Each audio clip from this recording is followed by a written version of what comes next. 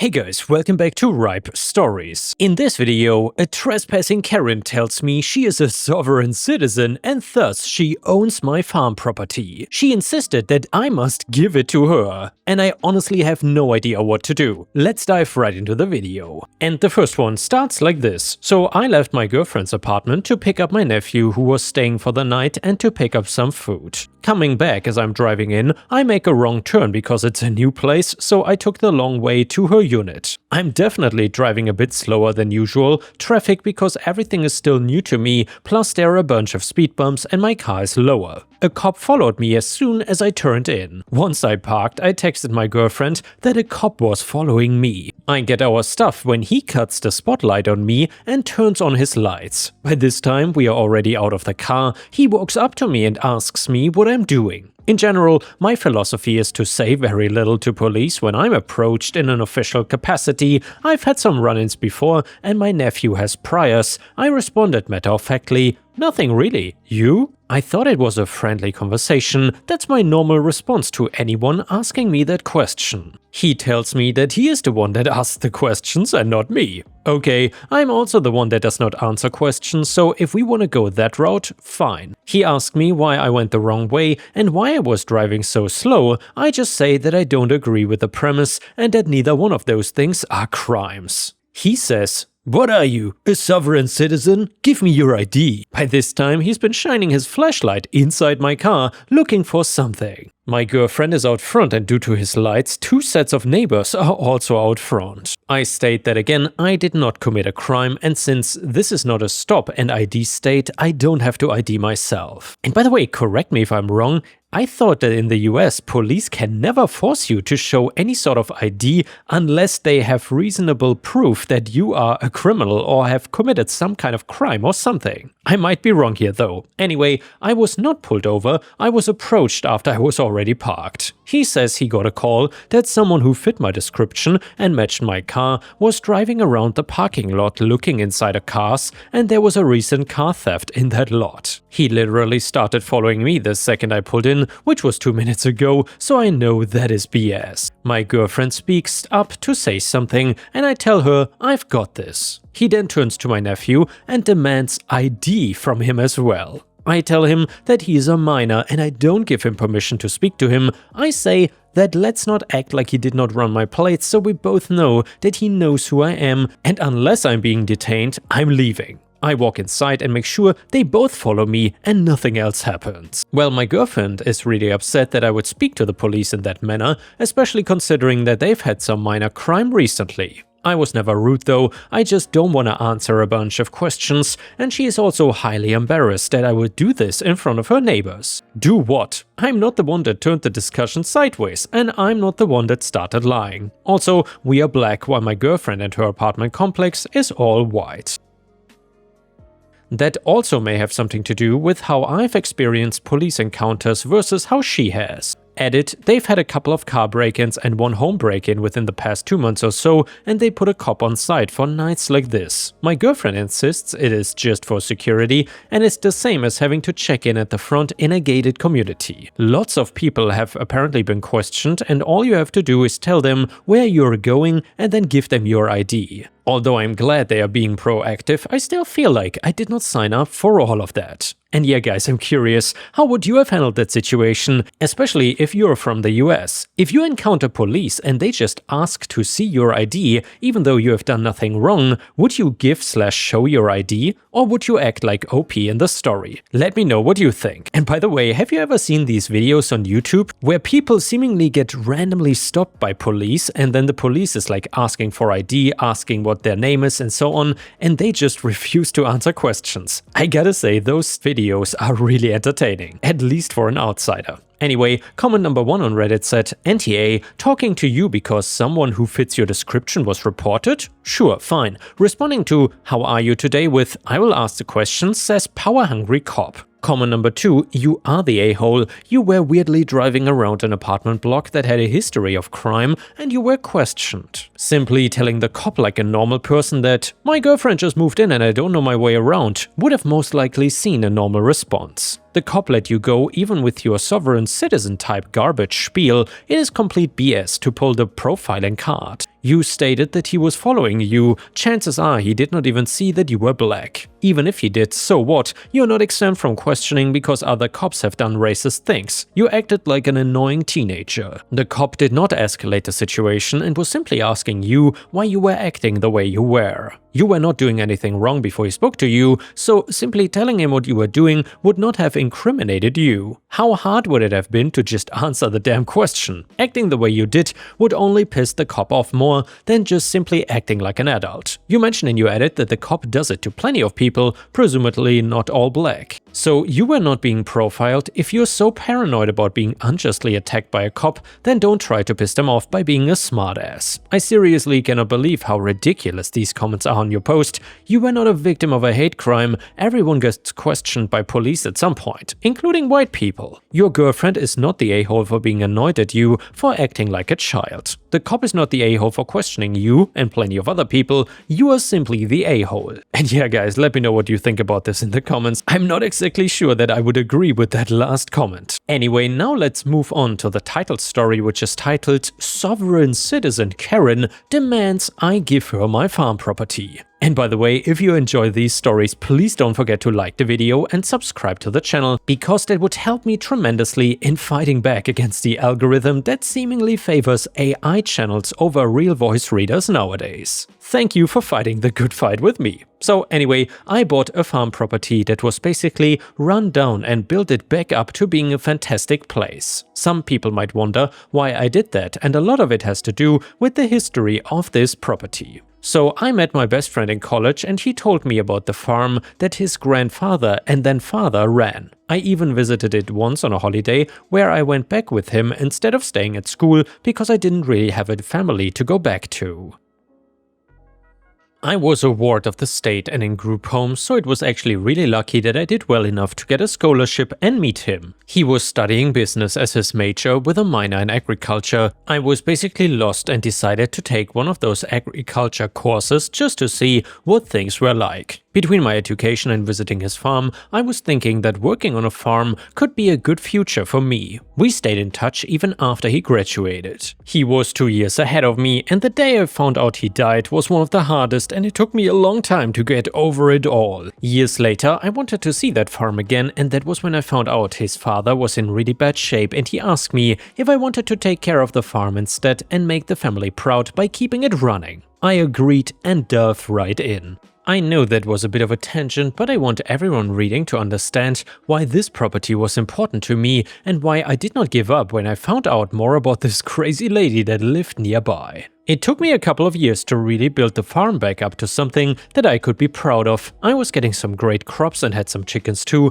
It was not some big operation, but I was happy and I do plan to try and do more in the future. Karen started coming around my property around that time, and at first she was just coming off as creepy. I would ask her to leave and stay off my fenced-in property. A lot of times she listened, but not without screaming some really weird things. Mainly, she said that she was a sovereign citizen, and that meant she did not need to do what anybody else said. Well, from what I understand, being sovereign means not needing to really follow the government or pay taxes or anything. The only group of people I know that even might have sovereign status are Native Americans, because I know they run their own land and govern themselves and everything. Karen, though, just seemed totally unhinged. After a while, she started to get more assertive with being on my property and claimed that she owned the land. I told her that it was my land and she needed to stay off of it.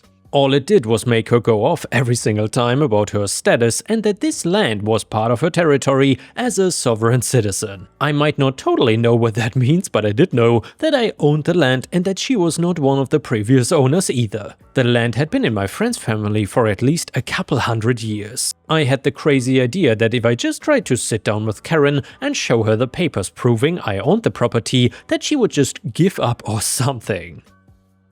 All of what I was showing her were just copies, by the way, as the originals were in a safe where I kept all my important papers. She seemed furious at the fact that I showed her the papers and started screaming that I was making everything up and that I was stealing from her. She started slamming her fists on my table and demanding that I needed to leave. Anybody that grew up in the system can tell you that we are not easy to intimidate. Most of us have seen the ugliest side of the world before we were even teenagers. After she started going on that rant, land, she told me that she was gonna sue me for stealing her property. With my limited understanding, I told her that she could not have it both ways. She could not say that she wanted to be free from the government and then use the government legal system to try and get what she wanted. I don't know if it was that comment or me just not being scared, because that was the last straw for her and that conversation. She grabbed the papers off the table and started to tear them all up. Again, I think she was trying to scare me, because she was making total eye contact the whole time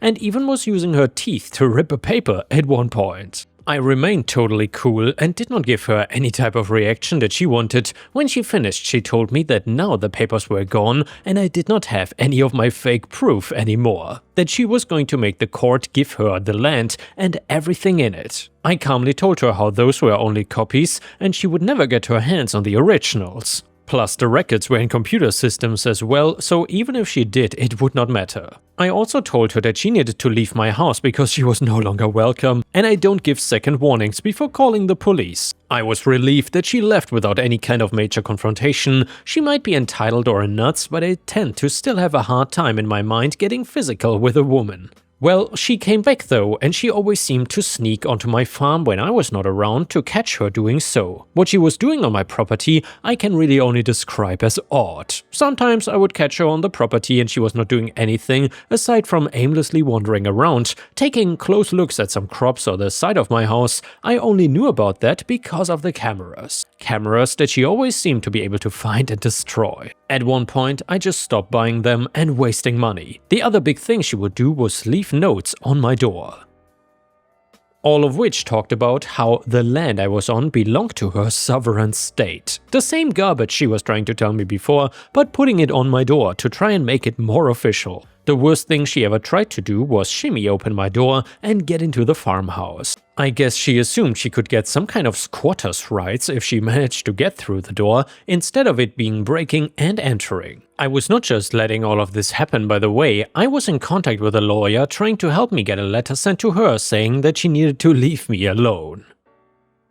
Well, along with using the evidence I had against her to get a judge to sign off on a protective order against her, meaning that she should not or would not be allowed to come a certain distance to my property, or else she could be arrested for going against that order. The order did get filed, but I knew it was not going to stop her flat out, and I just had to wait to catch her and then call the police on her. She never stayed for long, and before I knew it, she was trying to tape up something else on my door, claiming it was part of her land and right to have it. So then finally I called the police and she was removed from my property, and finally an arrest was made. It took so long because, again, she kept destroying cameras and sneaking on when I was not around. They were not considering it an emergency and more of a civil matter, an issue that I assure you all my lawyer was working hard on getting her in court so I could get the money back for the destroyed cameras. I also want to point out that I know I'm making Karen seem just mentally unwell or unstable. I want to explain that while the things she did were crazy, she was totally in the know about what she was doing here. I found out that she decided to become a self-appointed sovereign citizen because she did not want the IRS to be able to come after her for embezzlement. People who lived here before also talked about her being just very entitled and thinking she was better than other people, wanting special treatment everywhere she went for reasons that varied across everything. This claim of being a sovereign citizen was just her latest attempt at getting anything she wanted. I just had the misfortune of coming here when she was doing this, and it happened to be one of her more crazy stunts. I figured I would save some comments from people siding with her and claiming she was just not mentally well. So once Karen was officially arrested, everything else just seemed to work out a bit easier and faster than it had been before. She did try and find a lawyer that would sue me and tell a judge that she had the right to the land. It almost worked too because she had fake documents showing the land had been in her family and I took it without any right to farm the land. I had the real history though, which was backed by neighbors and again the proof that she wanted to destroy. Her lawyer convinced her to drop that lawsuit once she realized she did not have a single way to prove it. If she did, then her other charges would have probably been dropped too. That did not stop her from trying at a hearing about her trespassing to go on a rant claiming she was innocent because her grandfather owned that property. She had to be removed from court for not listening to the judge and would not stop screaming. Not just at me or the judge, but at her own lawyer for supposedly not letting her use her evidence that had already been declared as fake. Karen was being charged by the county for multiple counts of trespassing, destruction of property, harassment, and now fraud on top of all of it.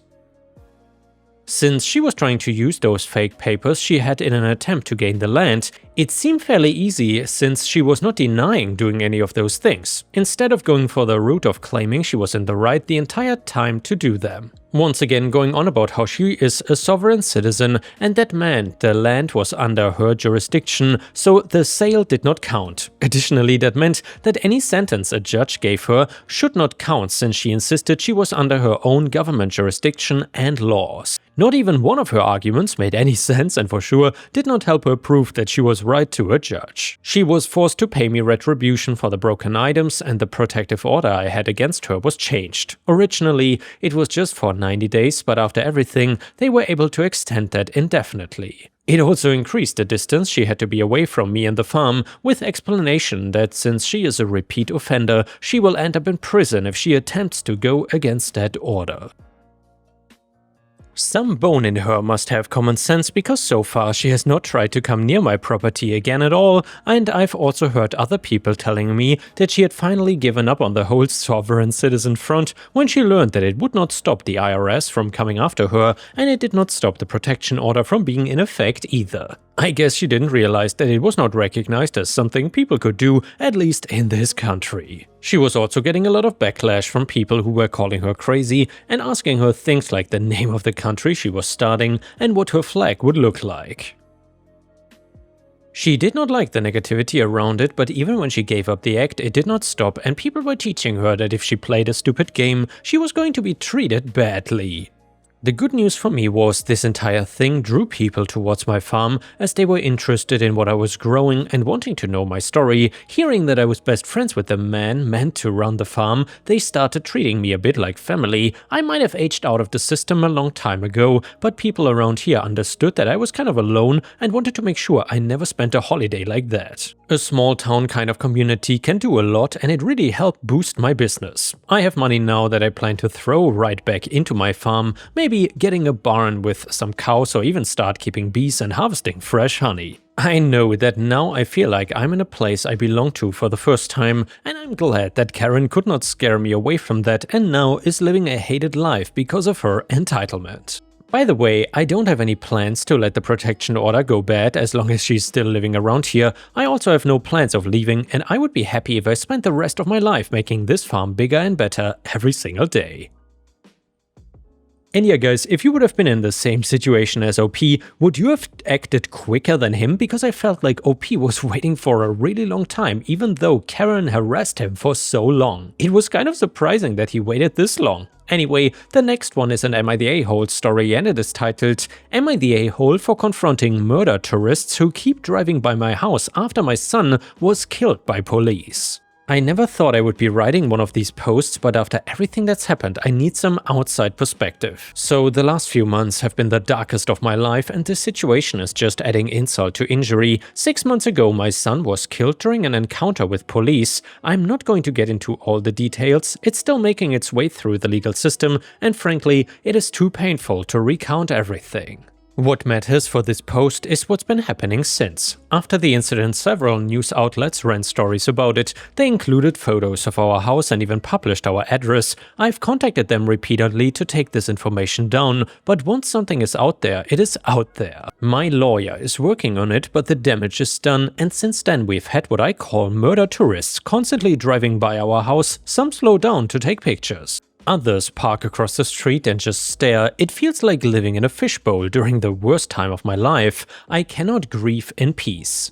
At first, I tried to ignore them. My wife suggested we put up privacy screens or move, but this is our home. Why should we have to hide or leave? Well, plus we have lived here for 20 years and all our memories of our son are here. About 2 months after it happened, I noticed a car that had been parked across the street for over an hour. Two people inside kept pointing at our house. Something in me just snapped. I walked across the street and approached their window. "Can I help you with something?" I asked, trying to keep my voice steady. The driver rolled down her window. "We were just wondering if you knew anything about what happened with the shooting." I looked her straight in the eyes and said, "That was my son." I've never seen the color drain from someone's face so quickly. They stammered out apologies and drove away so fast they nearly hit a mailbox. Since then, I've taken the same approach with others. Not aggressively, not threatening, I just walk up and ask what they need. And when they inevitably ask about the shooting, I tell them the truth. That was my son. The reactions are always the same. Shock, embarrassment, quick retreats. My wife thinks I'm being too confrontational and that I should just ignore them.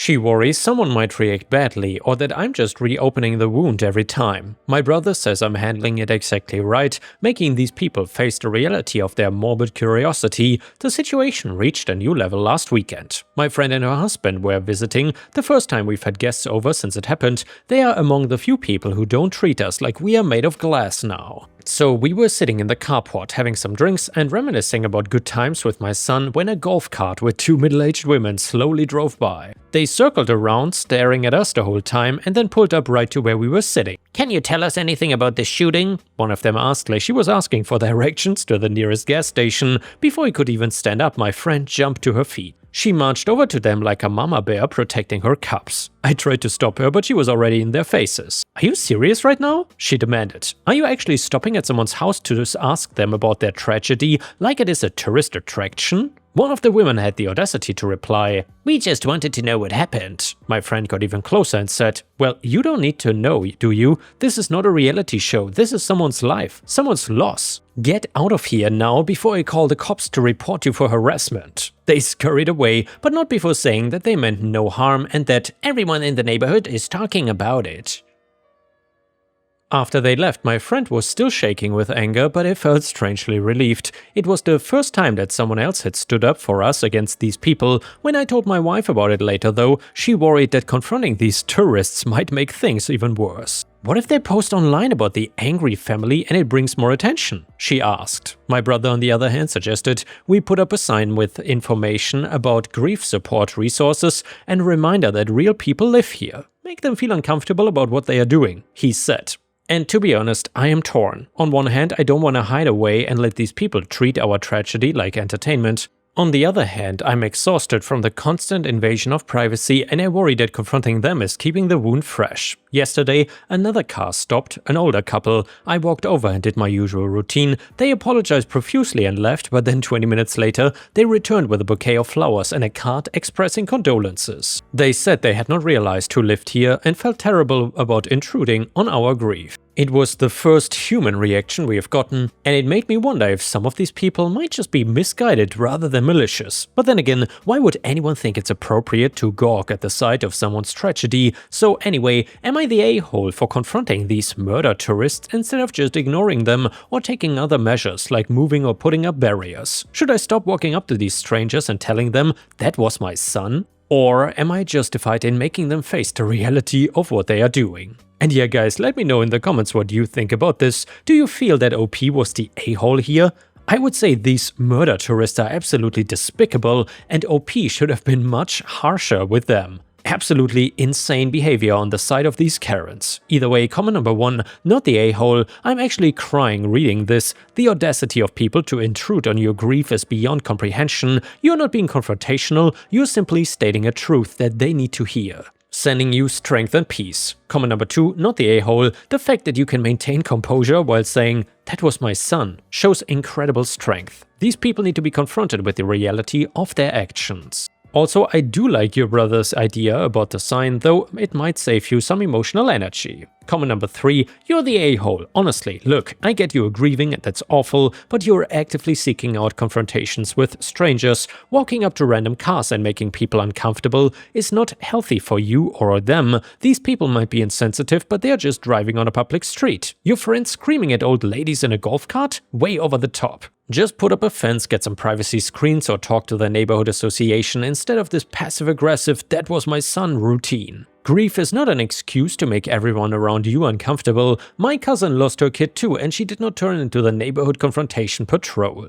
And to end the video, we will read one last interesting story from r/malicious compliance. It is titled No More VTO. So long story short, my company got rid of voluntary time off last year. I've been with the company for 5 years and have always enjoyed going home early when there's no work to do. However, now we have to use PTO to go home early. I work 12-hour shifts and love to get some extra sleep. Plus, my current financial situation is very unique and I don't need the extra hours. Well, for the last 2 days, I've been unable to do anything at work because of a work-related maintenance. I cannot do anything at all, but I have to use PTO to go home. I have directly brought this up to the person in charge of allowing VTO, and they said that there's always something to do, and I cannot do anything because of maintenance. Well, cue the malicious compliance. I've been sitting in the break room watching shows for 2 shifts in a row now. I'm on the 4th season of Righteous Gemstones and I've only just started watching it and have only seen it at work. Some people might think this is a dream to watch movies at work, but I would much rather be outside and get extra sleep than be bored stuck at work for 12 hours. And yeah guys, thank you for watching. I will see you again tomorrow.